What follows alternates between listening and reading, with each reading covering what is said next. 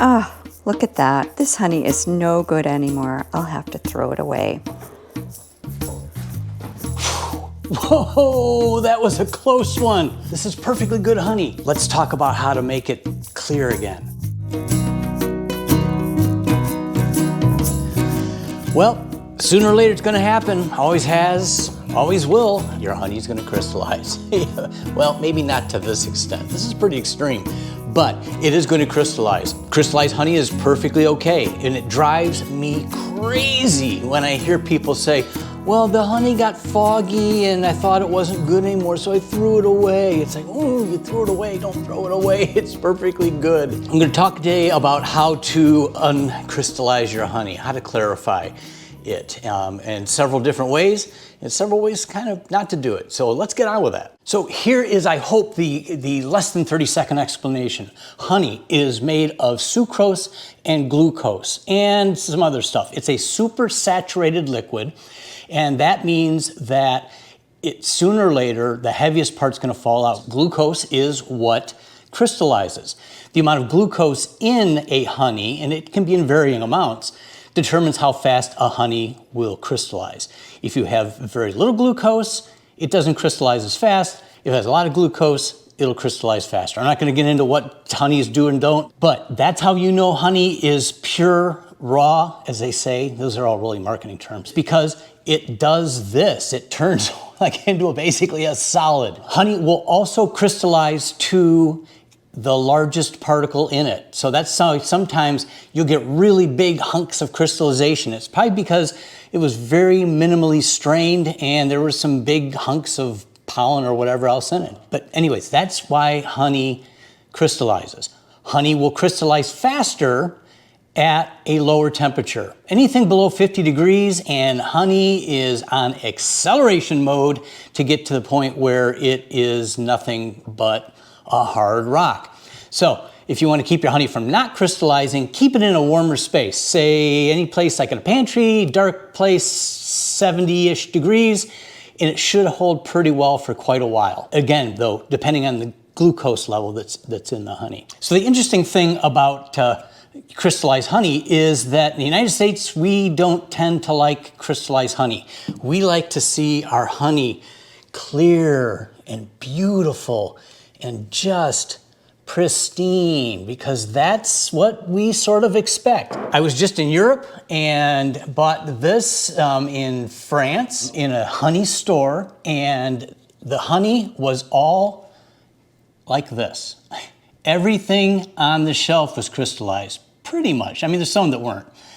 And I learned, and I have learned even before this, that that's the way that honey is preferred in Europe in a lot of ways. They would prefer their honey to be crystallized because it's easier to spread and it's easier to work with. So what do we do in the United States to make that palatable? We do stuff like make creamed honey. And creamed honey is just simply regular honey that we have forced to crystallize to its smallest component, which then makes it nice and creamy and that great thing to put on a piece of toast or an English muffin on a cold winter morning. You know what I'm talking about. So anyway, so that's the basics of crystallization. Now let's talk about some of the detriments to warming and decrystallizing honey. If you do any research at all, you're going to find out that the experiments have been done on the degradation of honey. It says that for the most part, honey starts to degrade at anything over about 98 or 99 degrees. It's like, ooh, that's pretty tough, because don't hives get over 98, 99 degrees? That mean the honey in there is degraded? You got to remember, bees do a great job of keeping the heat and humidity level of a hive pretty consistent. Yes, it will get above 100, but not for a long, long time. And that means that the honey that is in there is still going to be okay for them, still going to be good for them, but it's, it could have just slightly degraded. The thing that hurts honey the most is temperature. Temperature, as it rises, starts to take away some of the benefits of the honey. The other thing that hurts honey along with temperature is time. So the longer you keep a honey at a certain temperature, the more it degrades. Now, for my customers, when I have honey that is starting to get a little foggy, I toss it into my large warming freezer downstairs. That's another video I'll do later. And it just sits there for days and days and days. And it clarifies, but never gets above 98 degrees.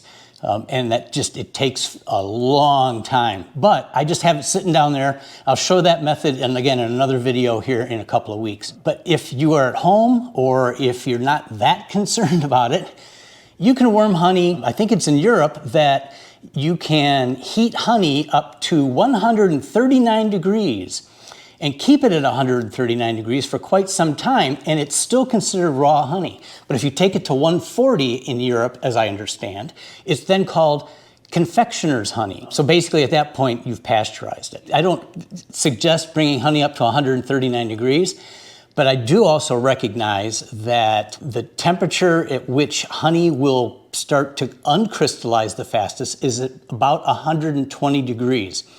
And at 120 degrees, it will go pretty quick. I've always felt like, for my own personal good, if I pull that honey out, as soon as it's uncrystallized or it's getting really, really close and will finish, the honey inside really hasn't gotten to a point where it's degraded, and it hasn't been there for a long time. The heat hasn't been there for a long time. So I feel okay about that.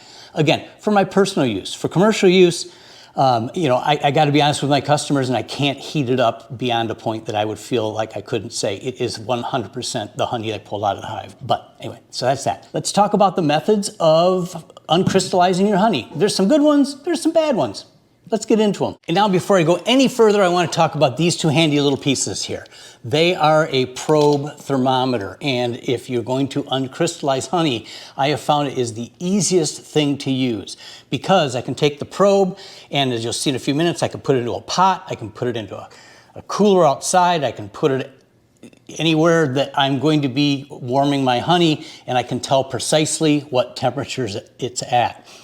This was not expensive. I'll put a link to it. It's very handy. It's programmable, so you can walk away, and if your honey warmer gets too warm, you can set it to beep, so you can run back and make sure that everything is safe with it. Plus, you can cook with them. I know. It's like, you mean this honey product could also be used for something else like cooking? It's unbelievable, I know. But it is there. You can do it. Before I tell you the hows, the best ways, I'm going to tell you some ways that probably aren't the best way. And some of the ways that most people say right away. They say, oh, I just pop it into the microwave.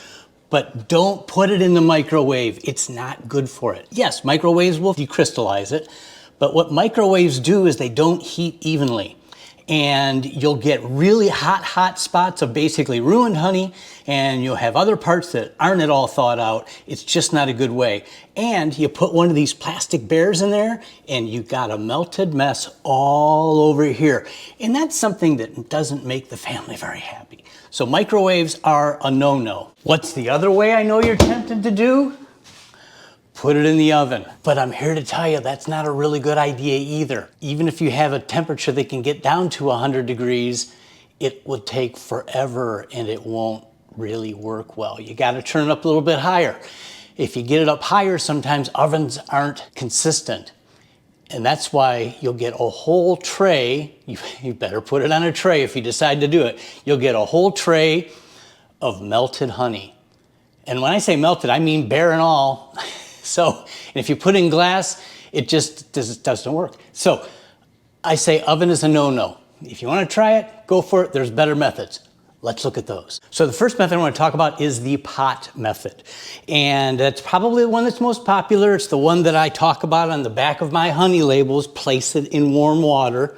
And when I say warm water, I say put it in a pot. I'm going to show you how to do that right now, because it is a good way to do it. It's the most common way to do it. And I'm going to show you a couple ways to do it, whether it's your own personal honey or you've got honey that you're going to sell and it's already labeled, which I'm going to put this in there right now.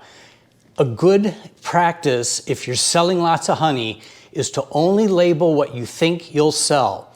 That way, you don't have to worry about putting labels into water, and if you put labels into water, Well, it just doesn't work. So the best way to make sure you don't have to deal with that is don't label your honey until you're ready to sell it. That way, if you need to clarify it, you're not worried about the other. There you go. Okay. Now, let's talk about the pot method. You basically take a pot, you take your honey, you take water, you fill it with water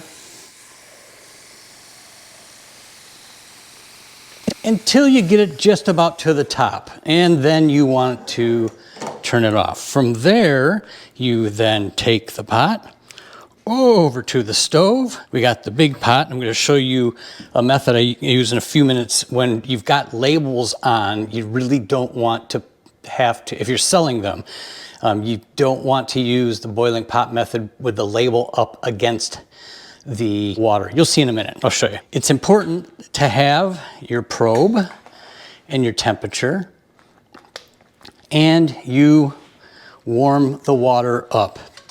I don't like the water to really get above 100 degrees. As we talked about a few minutes ago, honey starts to degrade anytime it gets above 97. That's almost impossible. I mean, we're talking days and days at that temperature. So a little degradation, as I said, is going to happen. But at 100 degrees, you're talking about 6 or 8 hours. At about 110, about 4 or 5 hours. You know, and if it's my own personal honey, I usually push it to like 120. And watch it really, really close. And at 120, it goes pretty quick. I don't leave it in for a long time. If I don't leave it in for a long time, I get a little bit less degradation. So remember, I said a second ago, it's time as well as temperature. If you've got it clear, pull it out, cool it off, and then you're good to go. So you get this up to the temperature you want, and then basically you take a spoon with the heat off, you just keep spinning the water and moving it around a little bit. When it drops to a temperature low enough, you start your heat back up again, get your heat back. It's going to take some time. I'm lucky, I've got a stove that has a low burner on it, so I can actually adjust it and keep it at 100 degrees and just walk away and not worry about it for a long time. So that's basically the water method. There's not a whole lot to it. So now I want to show you what happens when you've got labels on and you don't want to trash those labels. So that's next in this big pot. So this is kind of an important, I don't know if it's a tip or it's a hack or what it is, but and this is the Community Gardens honey, but it started to crystallize. We try not to label until we're about to sell. This stuff crystallized really fast, which surprises me because it's spring honey, but so what you do is basically put them in plastic bags so that they're going to get warm inside, but your labels stay dry. So you're going to get the warmth of the water all around them. The water's going to close in on the bears, and you know, you'll be toasty warm. But since you're not really going much beyond 105, maybe 110 degrees, then you're really not going to have an issue with the bags melting or anything. I set this to its lowest setting. I pulled water out of the tap right now, and I'm thinking it's probably around 110 degrees. I'm going to put my thermometer in. Oh, 107. Okay, so that's probably about where I want it. As we discussed before, there's a slight degrading of honey any second you get past 98 degrees, 97, 98 degrees.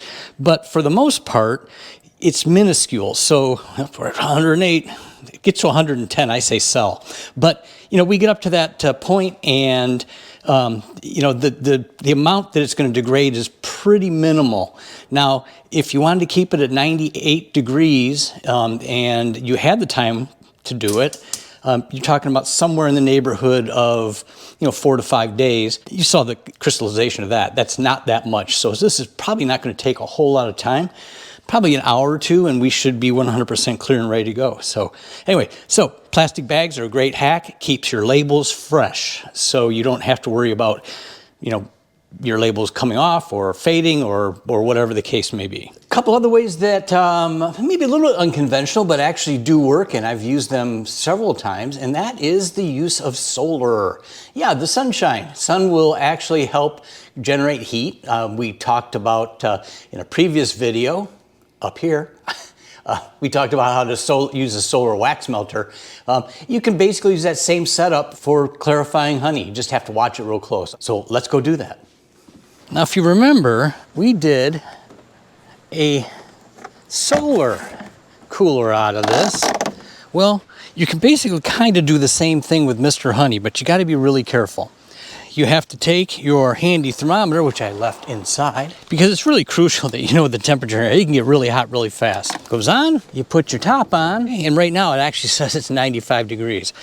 So I've got this set for 100, and what happens is I have to keep a close eye on it. But as it warms up, and you get the thermometer somewhere in the middle, you can adjust the heat by simply opening and closing.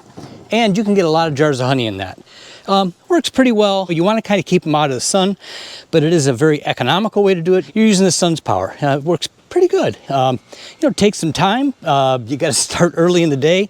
It's getting pretty late in the fall, so we don't have a lot of energy out of the sun right now. So this takes a little bit longer, but it's a handy way to do it. Oh, look at that. We're already at 100 degrees. So let's give it some ventilation and cool it off. Maybe not as good and could have some impacts on the honey, but not a whole lot. But it's simply setting it out in the sun. So it's not out in the sun long enough that it's going to really impact the quality of the honey, but you got to watch it because it does get pretty hot. So once it starts to get pretty close, I take it out. It's another quick way, probably not the best, but it is effective. And there's a bee looking for a little bit of honey right now. Okay, the last way I want to talk about how to uncrystallize your honey is the old crock pot method. It's a good one. It's got two ways that you can do it, and you got to be careful, and you've got to use your thermometer.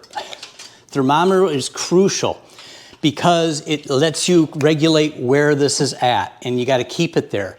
Again, you can keep it at 98 degrees or 100 degrees for a long, long time. The crock pot's meant to run for long, long times. It'll get you where you want it to be. Same way I talked about with the water method. You put your honey in and you fill it up to about the point you need it, and then you turn it on and you watch very slowly and carefully. There's a warm setting on here. A warm setting for me has kept it right about where I want it.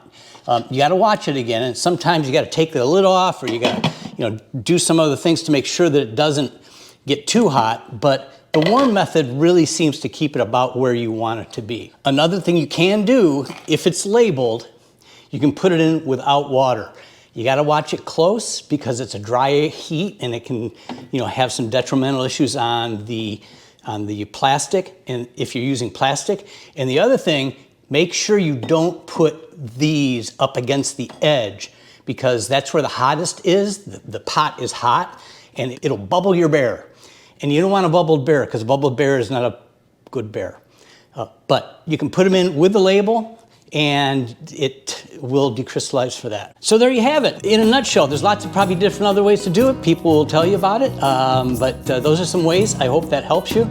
Again, I thank you so much for watching. Number 2, please subscribe.